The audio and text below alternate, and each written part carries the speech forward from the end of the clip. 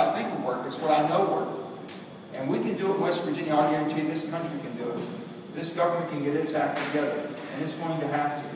The financial challenges that we're facing are for real. They are not just somebody saying, oh, we're going to be in financial mess here and not too far along. I don't need to tell you with higher education, the onslaught and some of the things we're talking about, Pell Grants was mentioned back there. You've got to set your priorities. Education, if we're going to be a world leader, if we're going to continue to be the leader of the free world, we're going to have the best educated people. It's the bottom line. And if you can't do it with education, it won't get done. I can assure you. The problems that you see around the world because of people don't have the education, don't have access to education. And we're dealing with countries all over that are having turmoil because of the thirst for freedom. And that freedom is basically thirst for knowledge, because they've been deprived of it. So with that, we know how important. We've been talking, you've been hearing a lot about, you will hear a lot, and I will tell you this will continue through most of the summer. The debt ceiling. You've heard the word debt ceiling. We're going to reach our debt ceiling. What's going to happen? You're going to have to raise the debt ceiling. You've got to do it. It's irresponsible not to do it. The country will fall in calamity. You won't pay your bills. You'll be in default. I've heard so many different things. I'm here to tell you that until we get a long-term fix, and what we're talking about right now, and I'll go into the Cap Act, and I'm going to go into basically the balanced budget amendment, two things. But I have said this, and I mean it with all of my heart, and I hope that you feel the same as I feel. I feel it is wrong to vote to raise the debt ceiling in this nation until we have a permanent fix. It should be tied together. And the reason I'm saying that, the reason I have said that is this: it can be done. I today have signed on to the Cap Act. The Cap Act is pretty simple. It's basically capping our expenditures based on our GDP, which is debt to GDP, gross domestic product. And right now we're close to 25%. For the last 4 decades we've been running around 20.6%. And what we're saying over the next 13 years, we can get that down to the 20.6% level and protect Social Security and Medicare.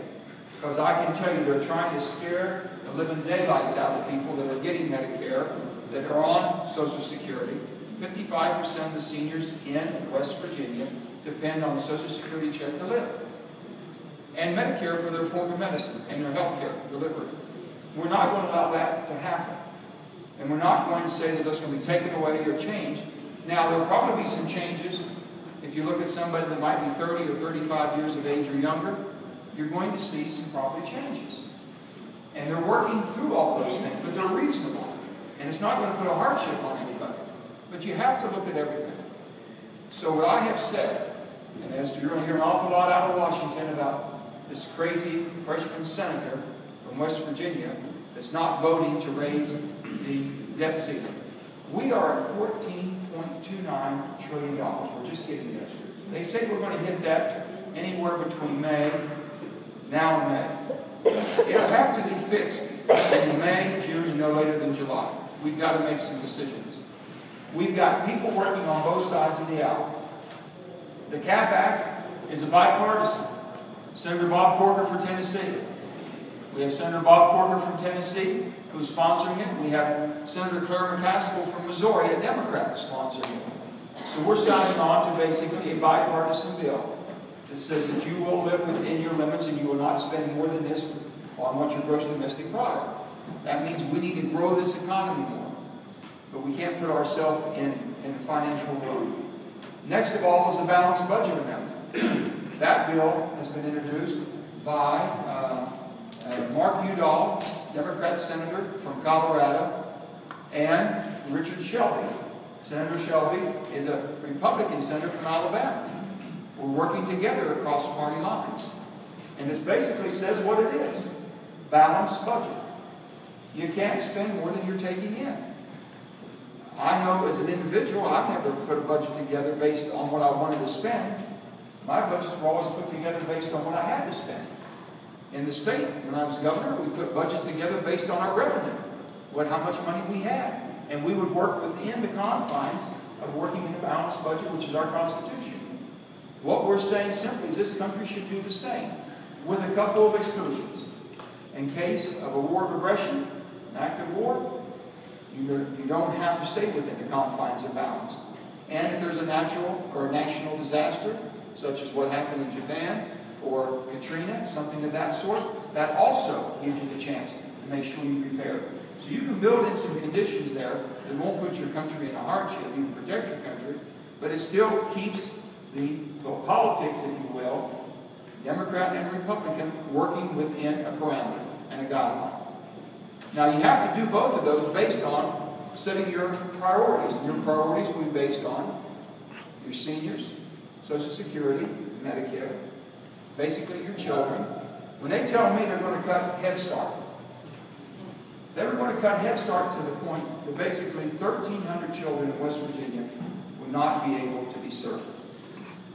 Now it's one thing to cut the weight, the fat out, if you will, make it more efficient. But when you start cutting the services to the people that are depending upon it, these are kids that don't have a chance and don't get a start in life unless we give it to them. And I said, that's wrong. That is wrong. But there's so many other things that we do that are redundant in this country. And it's just common sense. It doesn't take a rocket science. President Obama, basically in his State of the Union speech this year, said, you know, all the regulatory agencies, we have agencies on top of agencies regulating the same thing. Remember he said something about salmon? He was talking about, we probably have an agency that regulates freshwater salmon, we have one that regulates saltwater salmon, and probably one that regulates smoked salmon. Now he's making light out of it, but basically it's true. We have so many regulatory agencies that are creating public policy that's almost stifling anything that we do in America. We don't make much in America anymore. Very few things are manufactured. Just look at the labels where you're buying things. And look on back where they're made. That's got to be changed also. That all comes in the form of a tax. Basically the tax laws being made fair. When Warren Buffett says that his secretary pays more taxes than he does, you've got a problem. When General Electric makes $5 billion and pays no taxes in the United States, you've got a problem. But we can fix that. That's all fixable. If we just put politics aside and put this country first. So that's why I think it's so important. And I feel very strong about this. I have told the White House, I have told Democratic leadership, I've told them all, I will not vote unless we have a permanent fix. And unless you hold our feet to the fire, it won't happen. And it's going to come very hard. You're going to hear an awful lot of rhetoric about that in the next 2 or 3 months. That's really what this is about. So I don't know, we're going to open things up. I want to talk about anything that you want to talk about and ask me any question. And I'll give you the answers that I understand that I have. And if I don't, we're going to go back and find out what you've asked and find the answers for that. So with that being said, I hope you understand that what we're talking about here is truly just the common sense way that you live your life. Just the way you live your life. The only difference between the federal government and state government or municipal government or county government, mine, or you all don't have a printing press in your basement. That's the only difference. If you have a printing press, you might be as guilty as the federal government. But it doesn't. So just common sense. Get your act together. So someone says, how severe is the debt that we have today? I would ask all of you right now, if you said, listen, let's just pay that debt off. I need every one of you to write a check for $46,000 right now. And I need you to write one for yourself, for your spouse, for all of your kids and grandkids. I need $46,000 from every person that's an American citizen right now. That's impossible. It can't happen. So you can't fix it overnight. You can't everybody write a check and fix that. That means that we have to have a plan in place. And that's the long-term common sense approach to fix it. If not, we've already had a warning shot. Standard & Poor's has said that basically they're looking and considering if we don't change our ways of changing our credit rating. You change the credit rating of the United States of America, we drop from a AAA rating, everything falls into calamity. We can prevent that by happening, by showing that we have some restraint ourselves. And that's really what we're saying. So we're going to be asking from the White House to the President to everybody to come together as Americans to make the tough decisions that we need to make. But also you have to set your priorities. If not, the first thing they'll tell you, Brad and I was talking about this, they'll tell, oh, you're going to lose your Social Security. You're going to lose your Medicare. That's not going to happen. That is not. I can assure you on either side of the aisle, That talk is not there. Will there be adjustment made on the younger people coming into the system? Probably so. But not the people that are getting it or about to get it or paid into it for any time. So I don't want people to be used as scare tactics to get people to do things that doesn't make sense. And you know what? Everything's on the table. Defense spending. We spend more money on defense than all the nations combined. More. Well, you know, we better start taking care of this country. I want to make sure that we can help other people. And I'll leave you with this, and we'll open it up.